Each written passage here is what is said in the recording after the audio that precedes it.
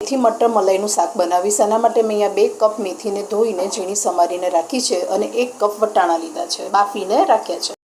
લીધું છે, ગેસ ચાલુ કરી દીધું છે। આમાં 1 ચમચી જેટલું ઘી લઈશું અને આ 2 કપ મેથી એને એડ કરીને સાતળી દઈશું।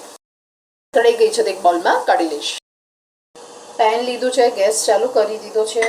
આમાં 1 ચમચી જેટલું પહેલાં ઘી એડ કરીશું, 3 ચમચી જેટલું તેલ એડ કરીશું, 1 ચમચી જેટલી જીરું, 2 લાલ મરચાં સૂકા, 1 લવિંગ, તમાલપત્ર 1 અને 3 ઇલાયચી અને સાંતળીશું।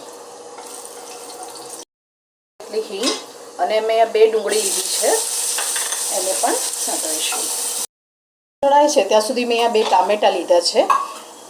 અહીંયા મેં 5 થી 6 કળી લસણ, લીલા મરચાં 2 અને આદુનો કટકો લીધો છે। ગ્રેવીને સ્મૂથ બનાવવા માટે મેં અહીંયા કાજુ લીધા છે 5 થી 6। કાજુ ના હોય તો તમે મગજતરીને બી યુઝ કરી શકો। પાણી નાખ્યા વગર આપણે આની થીક પેસ્ટ બનાવી દઈશું। તળાઈ ગઈ છે, તમે મસાલા કરી દઈએ તો અડધી ચમચી મેં હળદર, 1 ચમચી લાલ મરચું, 1 ચમચી ધાણા જીરું, 1 ચમચી જીરા પાવડર શેકેલો અને મસાલા બળી ના જાય તો થોડુંક પાણી એડ કરી દઈશું અને સાંતળી દઈશું। ટામેટાની જે પ્યુરી કરીને રાખી છે એ એડ કરી દઈશું અને 1 ચમચી મીઠું, જેથી કરીને જલ્દી સોફ્ટ થઈ જાય, આને પણ સાંતળી દઈશું। ગ્રેવીમાંથી તેલ છૂટું પડી ગયું છે તો આમાં અડધો કપ જેટલું પાણી પણ એડ કરી દઈશું। શેકેલ મેથી આપણે જે સાતળીને રાખી છે એ એડ કરી દીધી, બાફેલા વટાણા મિક્સ કરી દઈશું। અડધો કપ જેટલું ફ્રેશ મલાઈ લઈશ, એ પણ એડ કરી દઈશું અને આને થવા દઈશું। ફ્રેશ મલાઈ નાખી છે અડધો કપ, આને ઢાંકીને 5 મિનિટ માટે થવા દઈશું।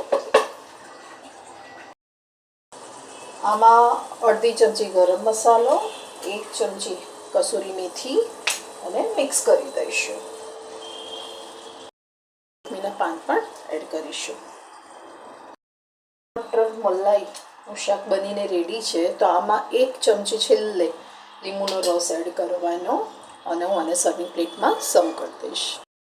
મટર મલાઈનું શાક બનીને રેડી છે તો હું મલાઈથી ગાર્નિશ કરીશ। તો તમને મારી આ રેસીપી કેવી લાગી? સારી લાગે તો લાઈક કરજો, કોમેન્ટ કરજો અને સબસ્ક્રાઈબ કરજો। Thank you for watching.